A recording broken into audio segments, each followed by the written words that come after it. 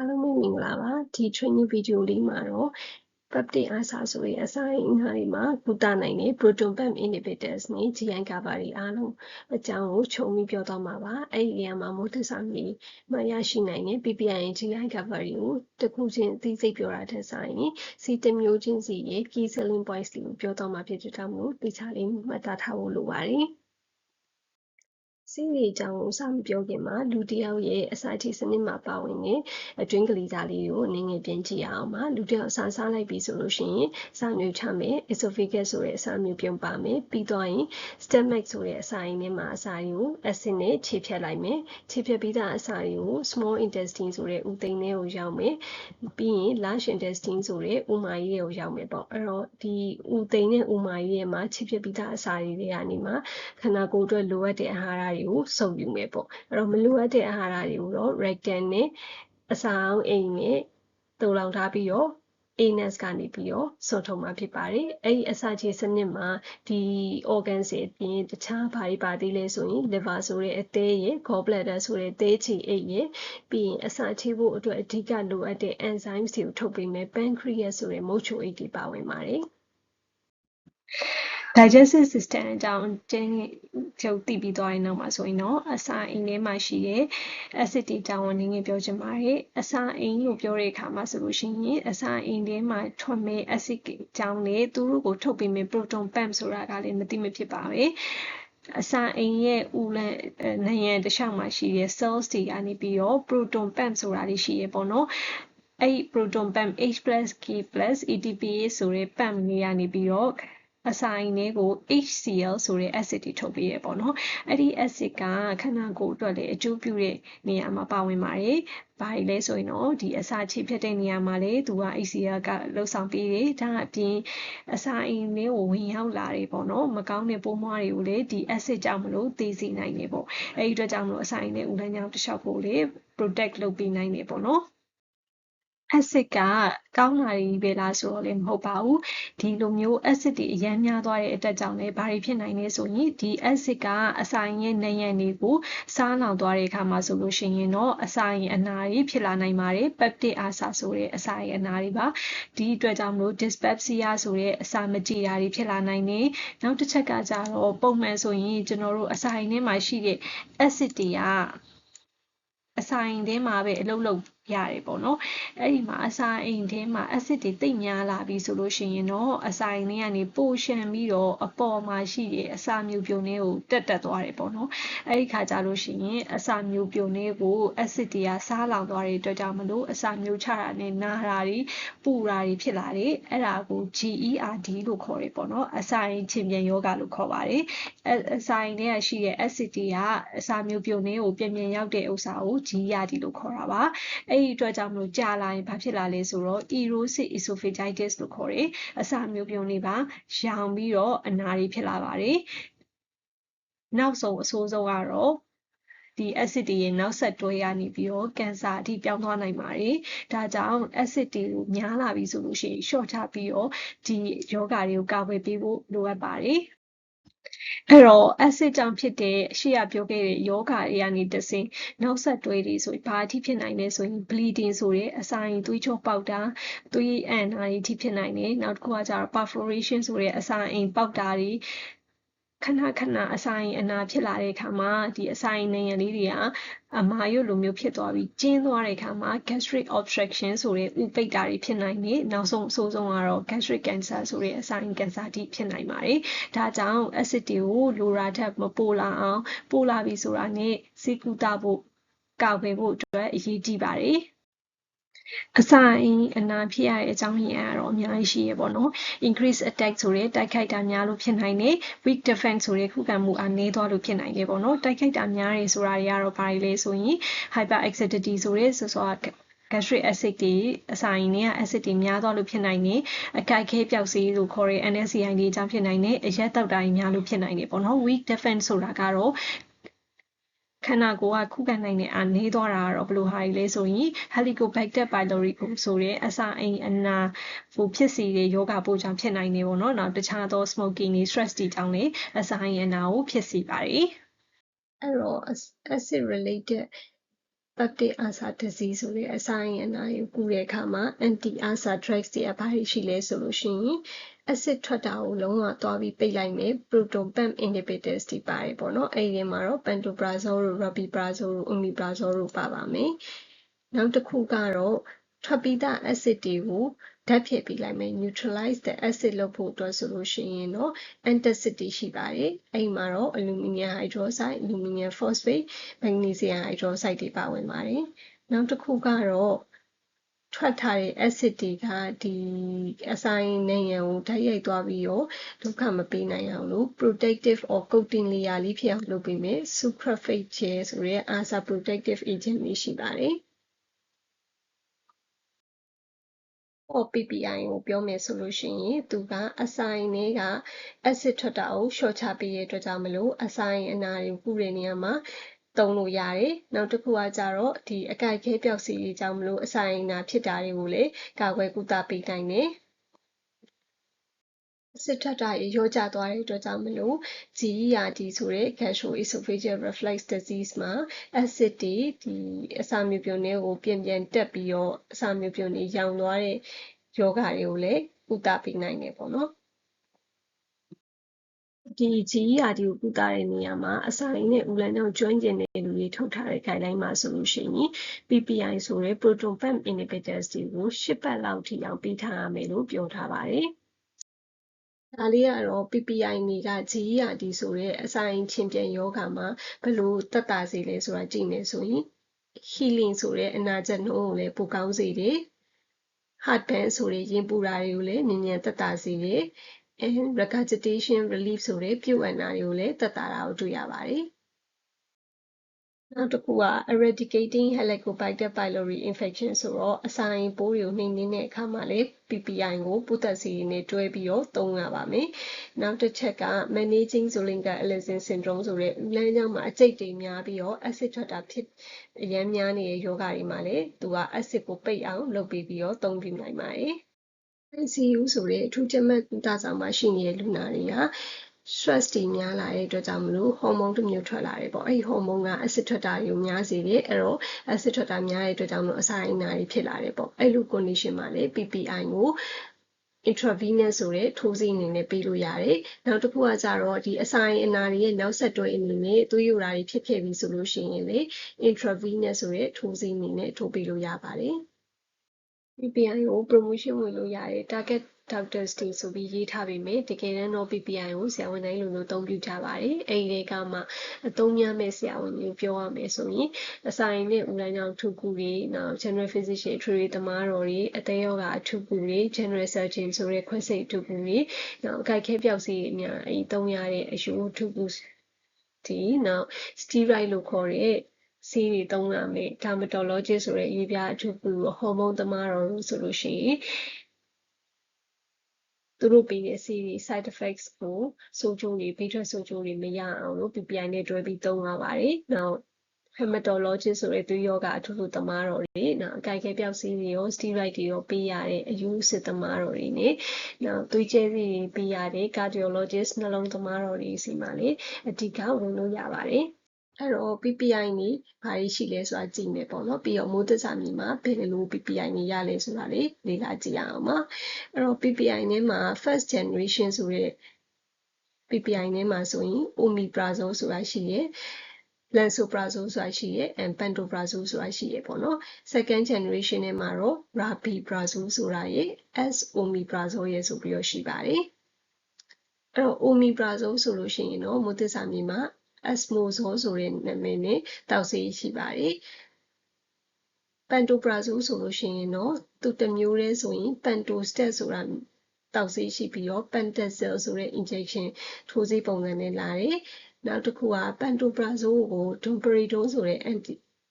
ပျောက်ဆေးနဲ့ပေါင်းထားတဲ့ osmosis ဆိုတဲ့တောက်ဆေးတစ်မျိုးလည်းရှိပါတယ်။ second generation ဖြစ်တဲ့ rabeprazole ထဲမှာဆိုရင်တော့ brabus 20, rabi5 and rabeprazole နဲ့ anti-emetic ပျောက်ဆေးပေါင်းထားတဲ့ rabbi5 DSR ဆိုပြီးတော့တောက်ဆေးတွေရှိပါတယ်။နောက်တစ်ခုဖြစ်တဲ့ s-omeprazole ဆိုလို့ရှိရင်တော့မိုးသစ္စာမြေမှာ cetaside E ဆိုတဲ့ထိုးဆေးပုံစံမျိုးနဲ့ရှိပါတယ်။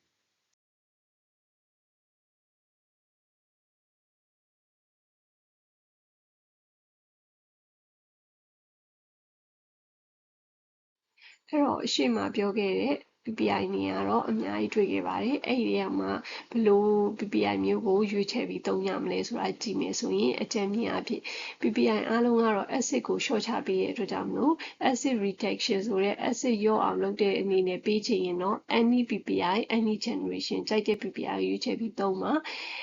ဒါပေမဲ့ first release ဆိုတဲ့အချိန်မြန်အတွင်းမှာအချိန်တိုအတွင်းမှာယောဂလက္ခဏာမြန်သက်သာခြင်းနဲ့အာနိသင်မြန်ရခြင်းတော့ as omeprazole ဒါမှမဟုတ် rabeprazole ကိုသုံးပါ prolonged effect ဆိုတဲ့အချိန်ကြာ acid separation အာနိသင်ကိုရစေခြင်းနဲ့ဆိုရင်တော့ as omeprazole ဒါမှမဟုတ် pantoprazole သုံးပါနောက်တစ်ချက်ကတော့ clopidogrel ဆိုတဲ့သွေးကြဲဆေးတွေကအစာရင်အနာကိုဖြစ်စေပါတယ်။အဲဒီအတွက်ကြောင့်မလို့ clopidogrel သွေးကြဲဆေးပြီးရင် PPI ဆိုတဲ့ acid separation လုပ်ပေးတဲ့ဆေးနဲ့တွဲပြီးပေးတတ်ပါတယ်။ဒါပေမဲ့ပြဿနာပါလဲဆိုရင် clopidogrel နဲ့တချို့သော PPI တွေတွဲပြီးပေးတယ်ဆိုရင်သွေးကြဲဆေးရဲ့အာနိသင်ကိုလျှော့သွားစေပါတယ်။အဲ့တော့ clopidogrel အာနိသင်ဖြစ်တဲ့ stroke ဆိုတဲ့လေဖြတ်တာတွေ coronary heart attack ဖြစ်တဲ့သွေးကြောနှလုံးသွေးကြောပိတ်တဲ့နှုန်းတွေကိုသူကမလျှော့ချနိုင်တော့ဘူးပေါ့နော်အဲ့တော့အဲ့လိုမျိုး clopidogrel နဲ့တွဲပြီးပေးခြင်းနဲ့ဆိုရင်တော့ reduced drug interaction ဖြစ်တဲ့ pantoprazole နဲ့ rabeprazole ကိုရွေးချယ်ပြီးပေးသင့်ပါတယ်အဲ့တော့ PPI တစ်ခုချင်းစီမှာဗာလေးတွေအသာချက်ရှိလဲဆိုတာကြည့်ရမယ်ဆိုလို့ရှိရင်ဒီ first generation ဖြစ်တဲ့ omeprazole ဆိုလို့ရှိရင်ကျွန်တော်တို့မိုးသစာမြေမှာ esmozole 20 နာမည်လေးနဲ့ရှိပါတယ် omeprazole 20 mg ပါဝင်ပြီးတော့တပူးမှာ10လုံး10ကပ်ပါဝင်တဲ့ပုံစံလေးပါအဲ့တော့ capsule တစ်ခုတစ်လုံးကို100ပတ်ဝန်းကျင်လောက်ပဲကြာတဲ့အတွက်ကြောင့်မလို့တကယ်ကိုဈေးနှုန်းနဲ့သက်သာတဲ့အတွက်ကြောင့်မလို့လူတိုင်းစီသုံးနိုင်မယ့်စီးလေးဖြစ်ပါတယ်။ဒါကြောင့် GP တွေ OPD setting တွေမှာဆိုလို့ရှိရင်လည်းအကြိုက်ခဲပျောက်စီးတွေတွေးကျဲစီနဲ့တခြားအစာရင်ထိခိုက်စေမယ့်ဆေးတွေပေးတဲ့အခါတိုင်းမှာ omeprazole ကို GI cover အနေနဲ့ထည့်ပြီးပေးလို့ရနိုင်ပါတယ်။အဲ့တော့ first generation တွေက pantoprazole ထဲမှာ pantostat ဆိုတဲ့ capsule form လေးနဲ့လည်းလာပါတယ်။သူကတော့ pellet form ဖြစ်ပြီးတော့ pellet form ရဲ့အားသာချက်ကဘာရှိလဲဆိုရင်သူက disperse freely in the GI tract ဆိုတော့ဥလန်းကြောင်းတောက်လျှောက်ပြန့်နှံ့လွယ်တယ်အဲ့တော့အာနိသင်ပိုရမယ်ပေါ့ maximize the drug absorption ဆုပ်ယူမှုအားကောင်းတဲ့အတွက်ကြောင့်မလို့သူ့ရဲ့ pantoprazole ရဲ့အာနိသင်ကိုပြေဝရနိုင်တယ်ပြီးရင်သူလည်း rapid onset of action ဆိုတော့အာနိသင်မြန်ရမယ်ပြီးရင် lasting for 24 hours action ကလည်း24နာရီခန့်လုံးကြာခံတာကိုတွေ့ရတယ်ပေါ့နော် Now minimize the local irritation of the mucosa by certain irritant drugs ဆေးတွေကြောင့်ဖြစ်တဲ့ဥမယံတွေပျက်စီးတာတွေကိုလည်းလျှော့ချပေးရပေါ့ဒါတွေကသူဖောက်ဆက်ထားတဲ့ pellet form လေးရဲ့အားသာချက်တွေပါအဲ့တော့ pantostat ရဲ့ key point လေးတွေပြောရမယ်ဆိုလို့ရှိရင်သူက pellet form ဖြစ်တဲ့အတွက်ကြောင့်မလို့အာနိသင်အကျိုးအာနိသင်တွေအများကြီးရတယ်ပြီးတော့ရင်သူက Germany export quality လေးဖြစ်တဲ့အတွက်ကြောင့်မလို့အရေးသွေးပိုင်းရလဲစိတ်ချရတာပါတယ်။ Now သူ့ရဲ့ presentation တွေကတော့7 capsule ကို4ကပ်ပုံစံမျိုးနဲ့တစ် box မှာပါသွားပါတယ်နောက်ထပ် first generation PPI နဲ့မှာ pantoprazole ကို injection form လေးနဲ့ပေးခြင်းနေဆိုရင်တော့မူသစ္စာမြေမှာစီတာစာပီနဲ့ pantazole ဆိုပြီးတော့ရှိရပေါ့နော် pantoprazole injection ရဲ့အားသာချက်ကတော့အရှိမပြောခဲ့တဲ့အတိုင်း clopidogrel လို့ခေါ်တဲ့သွေးကြဲဆေးတွေနဲ့အာနိသင်ရော့ကျသွားစေတဲ့ effect မရှိတဲ့အတွက်ကြောင့်မလို့စိတ်ချသက်ချတွဲပြီးပေးလို့ရတယ်ပေါ့နော်နောက်တစ်ခုကကြတော့ဒီ injection pantoprazole တွေကဆိုလို့ရှိရင်ဘာကောင်းလဲဆိုရင်အစာအိမ်သွေးကြောပေါက်လို့ပေးတဲ့အခါမှာဒီထိုးဆေးပုံစံနဲ့ပေးတဲ့အခါမှာဆိုလို့ရှိရင်တခြားသောအစာအိမ်သွေးရက်စေတဲ့ဆေးတစ်ခုပေါ့နော် somatostatin ဆိုတဲ့ဆေးနဲ့နှိုင်းယှဉ်ရင်တော့မှာပဲ bleeding recurrence rate ဆိုတဲ့နောက်ထပ်တစ်ချိန်နှစ်ချိန်သွေးကြောပေါက်ပြီးသွေးအန်တဲ့အကြိမ်ရေအတွက်တွေကိုပို့ပြီးတော့ pantoprazole က short ချပေးနိုင်တာကိုတွေ့ရတယ်ပေါ့နော်ဒါလေးကတော့စီတာစာပီအတွက်1 minute call လေးပေါ့နော်ဆရာတို့ patient တွေမှာ GI cover အနေနဲ့potent ဖြစ်တဲ့ PPI လေးပေးမယ်ဆိုရင်တော့ကျွန်တော်တို့စီမှာ pantoprazole 40 mg ပါဝင်တဲ့ injection လေးကိုစီတာစာပီလေးနဲ့ပေးလို့ရပါတယ်စီတာစာပီရဲမှမဟုတ်ဘူးပေါ့နော်အဲ့ဒီနေရာမှာ pantazole ဆိုလဲထည့်ပြီးတော့ပြောလို့ရပါတယ် pantoprazole က omeprazole ဆက်စားလို့ရှိရင် clopidogrel တောက်နေရတဲ့ patient တွေအတွက်လည်း drug interaction ဖြစ်စေတဲ့နှုန်းနည်းစေပါတယ် pantoprazole က somatostatin analog တွေထက်ဆိုင်ရင် PU bleeding recurrence rate ကိုလည်းပိုနည်းစေပါတယ်ဆရာ second generation PPI နဲ့က Rabiprazole ကို oral form အနေနဲ့ပေးချင်နေဆိုရင်တော့ Rabus 20 နာမည်လေးရယ် Rabify 20 ရယ်ဆိုပြီးတော့နှစ်မျိုးရှိရယ်ပေါ့နော်နောက်တစ်ခုက Rabiprazole ကိုမှအန်ပျောက်ဆေး Domperidone နဲ့တွဲပြီးပေးထားတဲ့ပေါင်းဆက်ပါဝင်ထားတဲ့ဆေးလေးဆိုရင်တော့ Rabify DSR နာမည်လေးနဲ့ရှိရယ်ပေါ့နော်အဲ့မှာသူ့ရဲ့ထူးခြားချက်က Rabiprazole နဲ့ဒီ20 mg plus Domperidone ကို30 mg ထိပါတယ်ပေါ့နော်အဲ့ဒီမှာသူက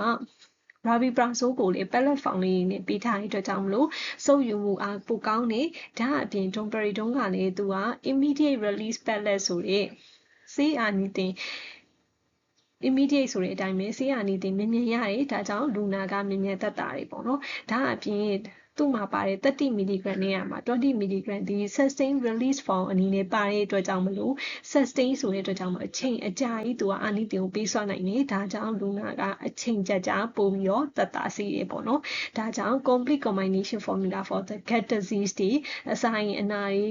ချီးရာတွေဆိုတဲ့အစာရင်ချင်းပြန်ယောဂါတွေအတွက်ဆိုရင်တော့တကယ်ကိုကောင်းတဲ့ combination လေးဖြစ်ပါတယ်ဆေးနှစ်မျိုးကိုတစ်လုံးနဲ့မှာပေါင်းဆက်ပါဝင်ထားတဲ့ fixed dose combination ပုံစံဖြစ်တဲ့အတွက်ကြောင့်မလို့ patient တွေရဲ့ compliance ဆိုတဲ့ဆေးပုံမှန်တောက်တဲ့နှုန်းကလည်းပိုပြီးတော့ကောင်းလာမှာဖြစ်ပါတယ်။ injection form တစ်ခုဖြစ်တဲ့ S-omeprazole injection ကတော့ဘယ် key selling point စီအားသာချက်တွေရှိလဲပေါ့နော်သူက faster onset ဆေးအာနိသင်မြင်မြင်ရတယ်မြင်မြန်ယောဂလက္ခဏာတွေသက်သာမယ်ပေါ့နော်နောက်တစ်ချက်ကတော့ longer duration of action ဖြစ်တဲ့ကြောင့်မို့အချိန်ကြာပို့ပြီးတော့သက်သာမယ် acid suppression မှာကြည့်မယ်ဆိုရင်လည်း more potent acid suppression efficacy ဆိုတော့ acid လျှော့ချနိုင်မှုကိုပိုကောင်းတဲ့အတွက်ကြောင့်မလို့အစာရင်အနာတွေကိုပို့ပြီးတော့သက်သာစေမှာဖြစ်ပါတယ်နောက်တစ်ချက်ကတော့ bio availability လို့ခေါ်တယ်ဆေးတောက်လိုက်ပြီးရင်ဒါမှမဟုတ်ဆေးထိုးလိုက်ပြီးပြီဆိုရင်ခန္ဓာကိုယ်ထဲမှာဆေးရအာနိသင်ရမယ် percentage ကလည်းများတဲ့အတွက်ကြောင့်မလို့သူကဆေးအာနိသင်ပို့ရမယ် PPI တစ်မျိုးဖြစ်ပါတယ်အဲ့တော့ S-omeprazole အတွက်1 minute call လေးထုတ်ကြည့်မယ်ဆိုရင်တော့ဆရာတို့ patient တွေမှာ gastric ulcer GERD နဲ့ PU bleeding case တွေမှာ PPI နဲ့မှာ onset လေးမြင့် duration of action လေးကြာခံပြီးတော့ more potent acid suppression effect ကိုပေးနိုင်မယ် S-omeprazole ကို Sitasa E နာမည်လေးနဲ့ရှိပါတယ်ဆရာဒီလို effect တွေပေးနိုင်တဲ့ Sitasa E 40 mg ကိုတစ်နေ့ကိုတစ်ဘူးပဲလိုအပ်တဲ့အတွက်တစ်ရက်ကို 8500ကျပ်ပဲကျသင့်မှာဖြစ်ပါတယ်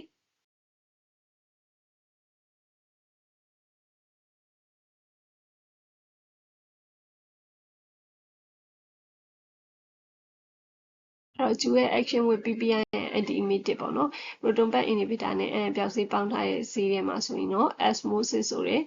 pantoprazole plus domperidone ပေါင်းထားတဲ့ဆေးရှိသလို rabiprazole နဲ့ anti-emetic domperidone ပေါင်းထားတဲ့ rabify DSR လည်းရှိပါတယ်1 minute call တွေကတော့တကယ်တမ်းက PPI တွေအကုန်လုံးကတူပါပဲဘယ်နေရာမှာသုံးလဲဆိုတာသိရမယ်နောက်တစ်ချက်ကတော့တစ်ခုချင်းစီပြောသွားတဲ့ဆေးထဲမှာ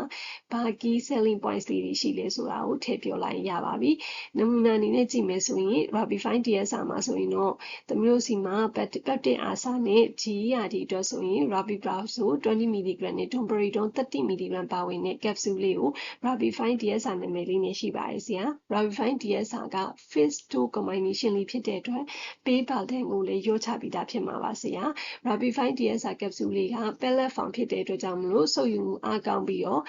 Domperidone မှာ dual release form ဖြစ်တဲ့အတွက်ကြောင့်မလို့ဆေးအာနိသင်ကိုမြင်မြန်ရပြီး24နာရီပတ်စုံနဲ့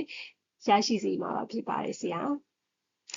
second generation PPI ကိုမှ Rabiprazole injection လေးဆိုရင်တော့ Rabiprazole 20 mg ပါဝင်တဲ့ separate နာမည်လေးနဲ့ရှိပါတယ်။ separate မှာဆိုရင်တော့ဆေးပလင်းလေးရဲ့ဖြောဖို့အတွက် 5ml water for injection လေးရဲ့ပါဝင်ပါတယ်။သူ့ရဲ့ advantages လို့ခေါ်တဲ့ကောင်းတဲ့အချက်ဒါမှမဟုတ် key selling points လေးကိုပြောရမယ်ဆိုရင်တော့ rapid acid suppression ပေါ့နော်။ acid ကိုလျှော့ချတာမြင်မြန်လှုပ်ဆောင်ပေးနိုင်တယ်။ပြီးတော့ fewer drug interactions ပေါ့အရှိမလေးပြောခဲ့ပြီးသား clopidogrel နဲ့လည်းသူဟာinteraction နေတဲ့အတွက်ကြောင့်မလို့စိတ်ချလက်ချပေါင်းပြီးသုံးလို့ရတယ်ပေါ့နော် effective symptom relief ကိုလည်းဖြစ်စေမှာပါရတော့ competitor ရှိရဲ့ brand အနေနဲ့ price လေးအကြမ်းမြင်ပြထားတာပါဒါလေးကတော့ separate Rabiprazole 20 mg injection ရဲ့ competitor လေးတွေကို analysis လုပ်ထားတာပါ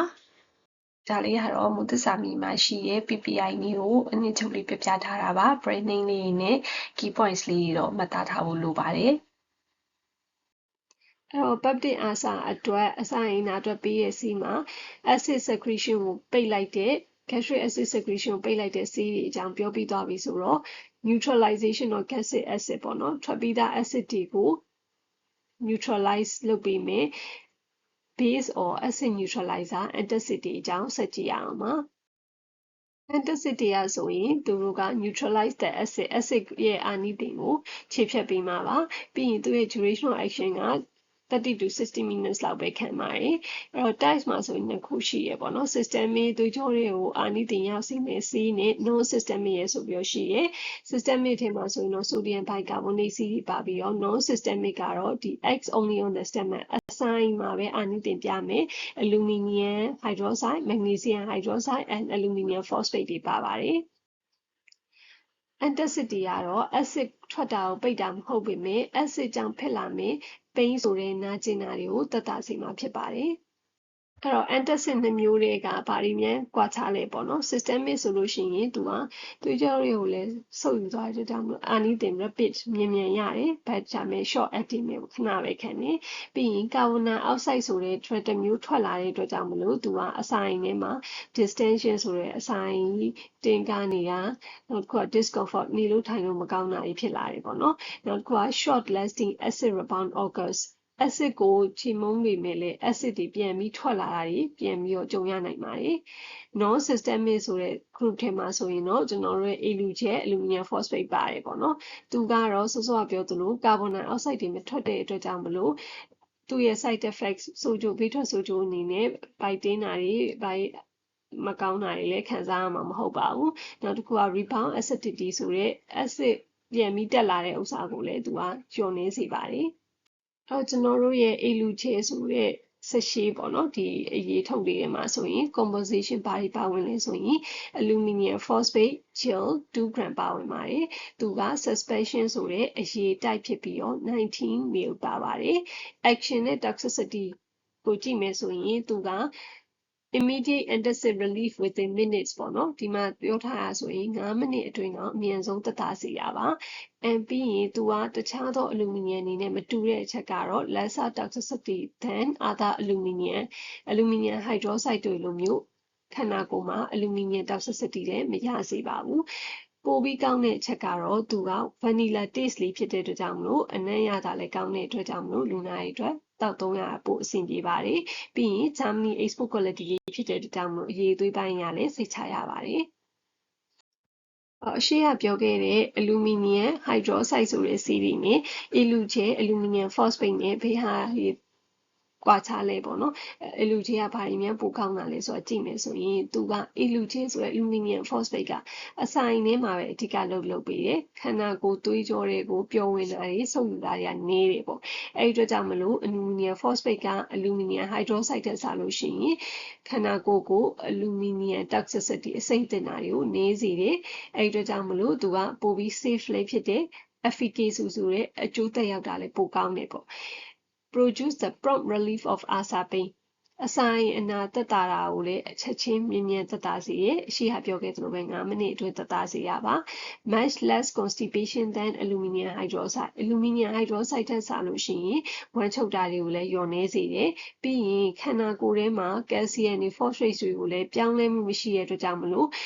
calcium နဲ့ phosphate တွေများလာလို့ရမယ်ဘေးထွက်ဆိုကြိုးတွေလည်းမရှိဘူး။ဥပမာကြောက်ကက်ကြောက်တဲ့တာတွေလည်းမဖြစ်စေပါဘူး။ဒါကတော့အလူချေကတခြားသောအလူမီနီယံဟိုက်ဒရိုဆိုက်တွေထက်ပိုပြီးအားသာတဲ့အချက်တွေပါ။ဒါတွေကိုလည်း1 minute ခေါ်မှထည့်ပြောရမှာပါ။ဒါလေးကတော့အားလုံးရကြမယ်အလူကျဲရဲ့ literature လေးပေါ့နော်3 to 5 minutes အတွင်းမှာသူတက်တာရေးဆိုတဲ့အကြောင်းလေးပြောထားတယ်ပြီးရင်သူ့ရဲ့ကောင်းတဲ့အချက်ဖြစ်တဲ့တခြားသော aluminum နဲ့မတူဘဲနဲ့ toxicity မရနိုင်ဘူးပြီးရင် vanilla ရတာလေးဖြစ်တဲ့အတွက်မျိုး tasty antacid ဖြစ်တယ်ဒါကြောင့် patient compliance ကောင်းစီတဲ့ပြင် Germany export quality ဖြစ်တဲ့အတွက်ကြောင့်မလို့quality ပိုင်းရလဲစိတ်ချရတယ်ဆိုတာလေးပြောထားတာပါနောက်တစ်ခုသူ့ကိုဘယ်လိုနေရာမှာပေးနိုင်ပြီးတော့ဘာတွေကိုသက်သာစေလဲဆိုရင် heart pain ရေပူတာတွေကိုသက်သာစေတယ်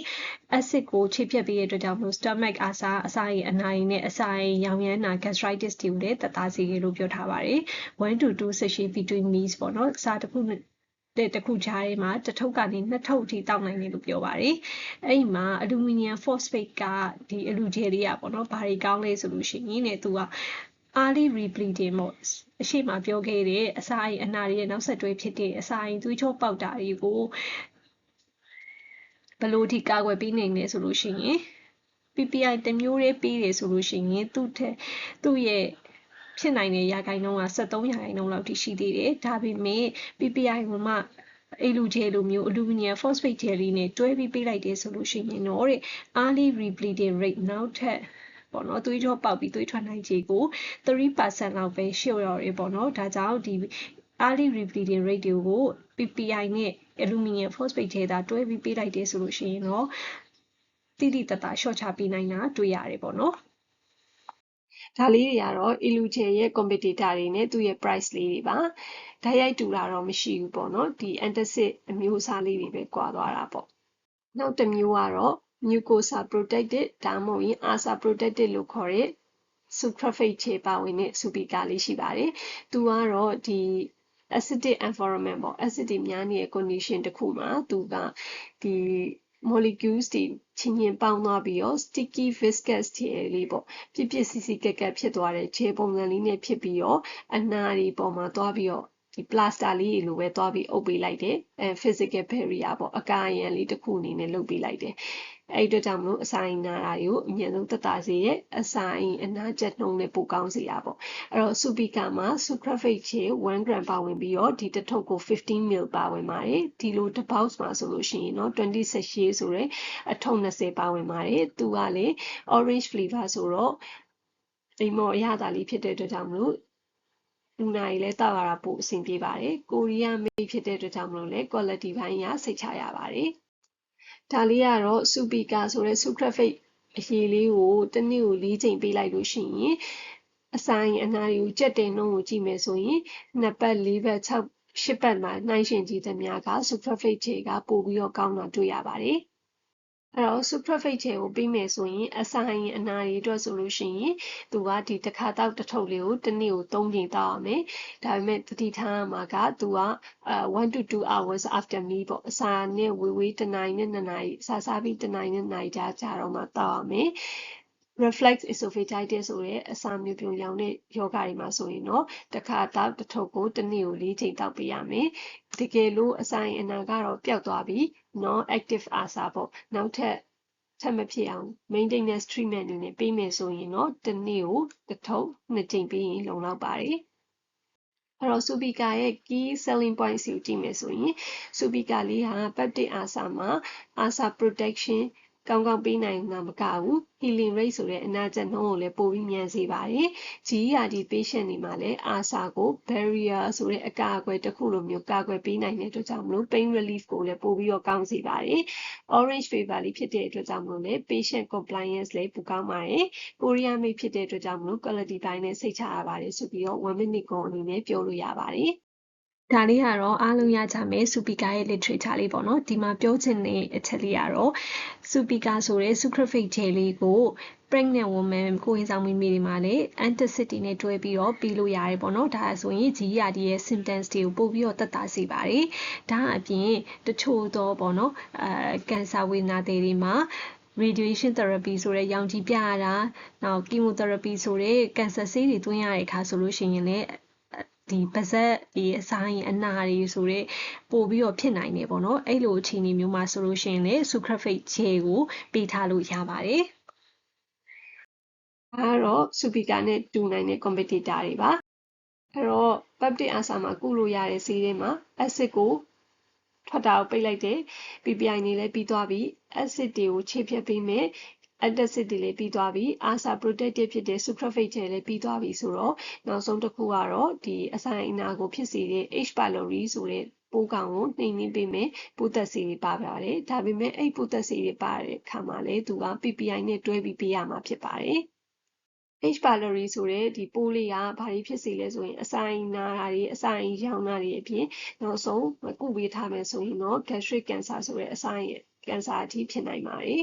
အဲ့တော့ H pylori eradication ဆိုတဲ့ဒီပိုးကောင်လေးကိုတက်ပေးဖို့နှိမ်နင်းပေးဖို့ကအရေးကြီးပါတယ် treatment in H. pylori eradication ဆိုတော့ဒီပိုးကောင်လေးကိုတတ်တဲ့နေရာမှာပိုးသက်ဆေးတစ်မျိုးတည်းနဲ့လည်းမလုံလောက်ပါဘူးပိုးသက်ဆေးတစ်မျိုးတည်းပြီးရင်သူက resistant ဆိုတဲ့ဆေးမတူတာကြီးဖြစ်နိုင်တဲ့အတွက်ကြောင့်မလို့ပိုးသက်ဆေး2မျိုး3မျိုးတွဲပြီးပေါင်းပေးရပါတယ်အဲ့ဒီအပြင် PPI ဆိုတဲ့ proton pump inhibitors တွေနဲ့တွဲပြီးတော့မှပဲသူကဘာတွေပိုကောင်းလဲဆိုရင်အနာကျက်တာကိုပိုမြန်စေတယ်အစာရင်အနာတွေထပ်ပစ်တာကိုလျှော့ချပေးတယ်ပိုးသက်ဆေးရဲ့အာနိသင်တွေကိုလည်းပိုကောင်းတဲ့အတွက်ကြောင့်မလို့ပိုးကောင်ကိုပိုပြီးနှိမ်နင်းနိုင်တယ်ပေါ့နော်ဆိုရင်တော့ proton pump inhibitor ဆိုတဲ့ acid ကိုပိတ်ပေးမယ့်ဆေးတွေ PPI အနေနဲ့ GI ကဘာအကြောင်းပြောပြီးသွားပြီပေါ့နော်နောက်ထပ်အပိုင်းဒီမှာဆိုလို့ရှိရင်တော့အဆိုင်နဲ့ဥလမ်းကြောင်းဆိုင်ရာပြဿနာတွေကိုဖြေရှင်းပေးနိုင်မယ့်ဆေးအချို့နဲ့လည်းမိတ်ဆက်ပေးချင်ပါသေးတယ်